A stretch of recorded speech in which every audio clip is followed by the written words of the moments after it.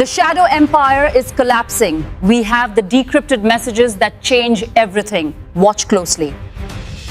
Breaking news from Lower Manhattan. A top legal official has just turned into the ultimate witness, shattering a multi-billion-dollar defense. The rule of silence was absolute inside those gates, but the paper trail suggests otherwise. A trusted logistics empire cleared by the Department of Defense secretly operated a massive underworld network. Precisely at 10 a.m. Thursday, the heavy bronze doors of courtroom 14B in Lower Manhattan swung open, revealing a room suffocatingly silent. Federal officers lined the perimeter, their eyes scanning the crowd, which included some of the nation's most powerful legal minds. She walked down the aisle dressed in a dark suit, her expression cold, masking the chaos she was about to unleash. For months, Pam Bondi had served as the impenetrable wall of the administration, the carefully chosen candidate for Attorney General. The defense team expected a loyalist, a protector, a woman who had dedicated her entire career to defending the president. They were wrong. Instead of a defense, she carried a briefcase containing 214 pages of documents proving betrayal.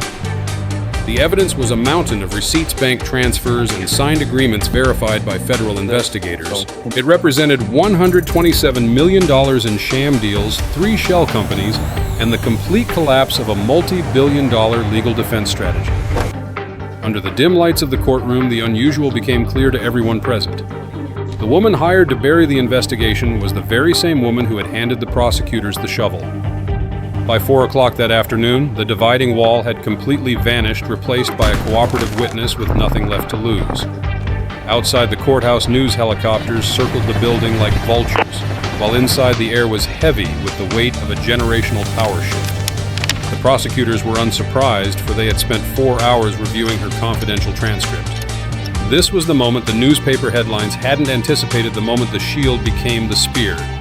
Subscribe and hit the notification bell right now so you don't miss the next shocking developments in this upcoming manhunt. Federal analysts in the Southern District of New York have spent the past 72 hours studying a digital ghost. Inside a secure facility in Lower Manhattan, the forensic team began tracing a single clue from a Delaware registration record. They uncovered a financial structure so precise it could only have been designed by a master of corporate law. At the heart of this operation was a Nevada holding company with no office, no employees, and no physical trace. 6 days before the first massive transfer was recorded, the entity didn't even exist. Records show the company was registered on Tuesday, processed $18.2 million in foreign capital, and then vanished into thin air 11 days after the final payment. It was a 17-day life cycle designed for a single purpose: money flowing through the U.S. banking system without leaving a permanent trail. On page 89 of her sworn testimony, Bondi precisely describes the moment she reviewed these transfer confirmations. Prosecutors presented her with a stack of documents labeled Evidence F, containing 47 encrypted emails sent from her private server. Over a 2-week period last spring, while she was still serving as head of national law enforcement, the subject lines in her inbox consistently displayed lines of text requiring attention. She sent messages about overseas structures and urgent deals to members of the president's inner circle. The content of these emails revealed a frightening level of coordination between government officials and private interests. Beneath the surface of these seemingly ordinary real estate transactions lay a layer of intermediary entities designed to conceal the true source of the money. It was a meticulously crafted influence infrastructure. By midnight on Friday, investigators had mapped the entire network across 3 different states. Delaware served as the shell, Nevada acted as the engine, and the Cayman Islands provided the vault. Everything was time-stamped, corroborated by banking records, and backed by Bondi's own personal notes. In the world of high-stakes money laundering, this level of documentation is almost unheard of. Criminals usually rely on silence, yet here was the Attorney General nominee keeping a detailed diary of every illegal transaction. Between January and August of 2025, the group executed 3 separate agreements that bypassed every federal reporting requirement in the book. They moved the money through intermediary entities to avoid the prying eyes of the Treasury Department. The complexity of the transaction served as a smokescreen, making it impossible for a casual auditor to see the pattern.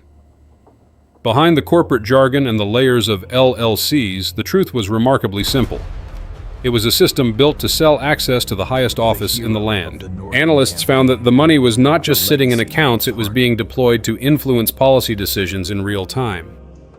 Within hours of the Nevada company dissolving, a major regulatory hurdle for a foreign developer suddenly disappeared. The core mystery has shifted from the existence of the crimes to the total number of people involved in the cover-up. The paper trail leads directly from the master bedroom of a Florida estate to the offshore banks of the Caribbean.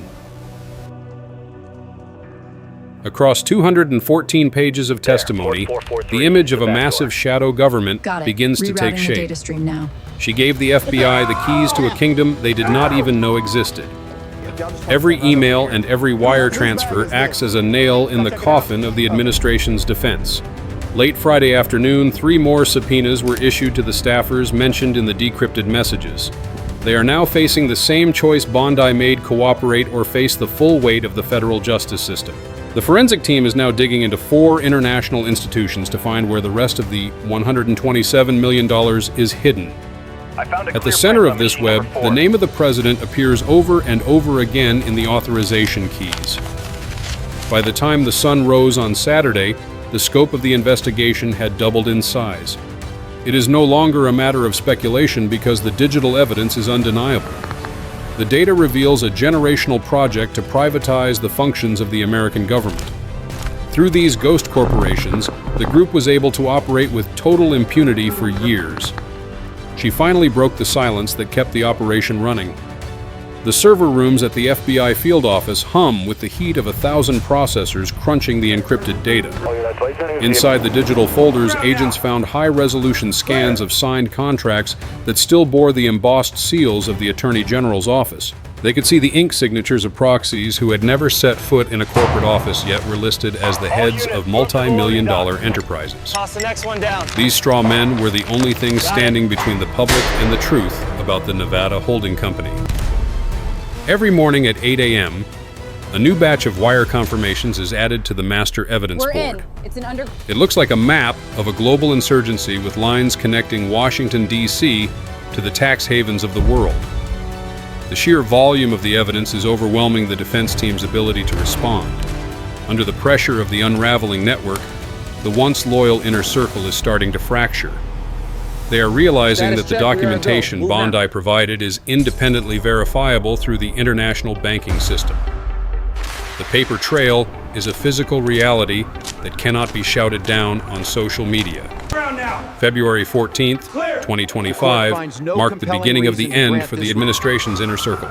Inside the gilded walls of the Mar-a-Lago estate, 8 people sat in a room designed for absolute privacy and total discretion. The president looked across the table and gave a direct verbal command that would eventually change the course of American history. He told everyone present that they were not to document a single word of the conversation. There were to be no minutes, no official logs, and no digital footprints left behind for investigators. It was an explicit order to operate in the shadows far away from the reach of congressional oversight or public scrutiny. Most of the people in that room nodded in agreement, accepting the rule of silence as the price of admission to the most powerful circle in the world. What do you say to the public? Pam Bondi sat there as a true believer, or at least that is what the administration believed at the time. While the others followed orders to keep their hands off their pens, she was secretly building an insurance policy that would one day become a federal death warrant. At her private residence later that night, she began transcribing the details of the meeting from memory, capturing the exact phrases and the specific dollar amounts discussed. Copy that. Make sure it's tagged These correctly. personal notes were never meant to see the light of day unless the walls started closing in on her The court personally. accepts your plea of guilty She on recorded all the plan to counts. structure a Sentencing will be $340 million development deal in Qatar to stay beneath the radar of national security reviews. The level of detail in her journals is staggering, including the names of every official in the room and the specific roles they were assigned in the scheme. When news of her testimony broke Thursday afternoon, the president's reaction was swift and furious. Within 3 hours, 11 posts appeared on Truth Social attacking her character and mental stability with relentless rage. He called her a confused woman and a disgrace to the state of Florida, attempting to attribute this betrayal to the actions of a disgruntled employee. To his millions of followers, she was a family traitor who traded loyalty for the chance of legal immunity. The cyber attack was designed to intimidate her and signal to other potential witnesses that the price of turning against her would be utter social ruin. This was a clash of raw emotion and cold, hard data. While the president was yelling into the digital void, Bondi sat in a federal office, calmly verifying metadata on her file for the FBI. She doesn't need to post on social media because she has transfer confirmations and time-stamped emails to speak for her. The shift in power is absolute and irreversible. For years, she was the government's chief protector, using the law as a shield to block any investigation. Now she has become the ultimate predator, using her knowledge of that very system to destroy it from within. Republican strategists are already calling this the greatest betrayal in the history of the party. To the inner circle, Bondi was more than an advisor, she was family in every sense of the word. They shared classified briefings, private dinners, and the most sensitive secrets of the second term. Seeing her sit behind a microphone in a federal courtroom felt like a physical blow to the loyalists who stayed behind. One former campaign official described the move as unforgivable, a sentiment that is echoed across every conservative media outlet in the country. Yet the prosecutors don't care about hurt feelings or broken promises. They only care about the fact that the most trusted person in the room was the one taking the most notes. The legal machinery doesn't run on loyalty, it runs on evidence. Every time the president attacks her intelligence, the prosecutors release another page of her meticulously organized files. It is becoming clear that Bondi was never just a passive observer. She was a tactical operator who understood exactly how the system worked and where the bodies were buried. By the time the defense team realized she had flipped, it was already too late to stop the bleeding. The immunity deal she signed on Monday was the final piece of the puzzle, giving her the legal protection she needed to burn the whole house down. On Tuesday, the battle moves from the court of public opinion to a hearing on executive privilege, but the damage is already done. The receipts are in the hands of the FBI, and they aren't giving them back. Beyond the courtroom, the investigation expanded into a geopolitical nightmare involving $340 million and a foreign sovereign wealth fund. To the desk. The scale of the Qatari development project far exceeded luxury real estate or high-end construction. It was a test case for a new kind of covert diplomacy where national security rules were treated as mere hints. In his notes, Bondi detailed how the group specifically targeted the Committee on Foreign Investment in the United States, an agency known as CFI-US. This committee is the last line of defense against foreign entities gaining control of critical American infrastructure. By breaking down the $340 million investment into smaller, unlinked portions, they blinded the national security apparatus. The goal was to keep the investment exactly $1 below the reporting threshold that would trigger a mandatory federal review. In this scheme, investigators have identified 23 individuals who played a vital role in the operation's success. This list includes senior cabinet members, those who brokered private investment deals, and a sitting member of parliament whose identity is currently protected by a sealed court order. Prosecutors are currently tracking a series of encrypted communications linking these individuals to the Cayman Islands and Cypriot banking centers. These offshore accounts served as the organization's lungs breathing life into a network that bypassed standard oversight mechanisms. It was a model of influence, one that could be replicated and deployed in any country with sufficient funds and a willingness to turn a blind eye. During the secret briefings, the group discussed how to leverage these foreign investments to influence American foreign policy in the Middle East. They were selling the strategic interests of the United States to the highest bidder while moving massive amounts of capital. Federal agents from Homeland Security are now reviewing every policy decision made during this period to see where the UROT stops. Within these files, analysts found plans to franchise this model across 3 other metropolitan corridors, including Dallas, San Antonio, and New Orleans. Each location had its own set of shell companies and its own roster of compromised officials ready to sign off on the deals. Already, the infrastructure was in place, waiting for the next round of foreign capital to flow through the system. By Friday afternoon, the legal team for the unnamed congressman had already contacted the Department of Justice to begin quiet negotiations. His involvement provided the political cover necessary to keep the CFI-US investigators at bay for months. Meanwhile, the banking records from the Cayman Islands are starting to arrive at the FBI field office in massive digital batches. These records show a constant flow of capital that matches the timeline of the policy shifts described in Bondi's testimony. Looking at the data, it becomes clear that the group was using the power of the federal government to secure private profits for their international partners. The sheer size of the operation has forced the FBI to create a dedicated task force just to manage the incoming data. They are dealing with thousands of pages of financial records and hundreds of hours of intercepted audio. Every name on the list of 23 represents a new front in a war that is being fought in the shadows of the federal bureaucracy. While the public is only seeing the tip of the iceberg, the real battle is happening in the secure rooms of the Southern District of New York. As the Tuesday deadline approaches, the pressure on the remaining loyalists is reaching a breaking point. They know that once the Cayman Island records are fully decrypted, there will be nowhere left to hide. The shadow blueprint is being exposed, and the architects of the system are finally facing the consequences of their greed. In the future, every administration will be forced to deal with the precedent set by this investigation. The rules around executive privilege and foreign investment have been rewritten by the receipts found in Bondi's briefcase. This is the moment the legal machinery finally catches up to the speed of modern corruption.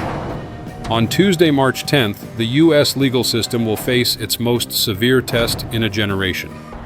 Judge Mercer has scheduled an emergency hearing to decide the fate of the world's most dangerous information. A terrifying reality is that the public has only seen 90 minutes of Pam Bondi's 4-hour ordeal.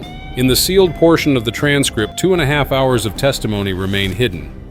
Prosecutors are fighting to protect these pages because they contain the names of 15 other accomplices. They are defending an ongoing investigation that could lead to prosecution before the end of this month. Tuesday's covert battle will determine whether the American people ever see the full extent of the betrayal. At the highest levels of government, the air is thick with the smell of despair. Power in the modern world doesn't always require violence. It only needs silence and a system willing to turn a blind eye.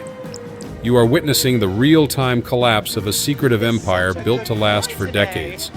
Please hit the like button so this story reaches those who need to understand the true cost of this corruption.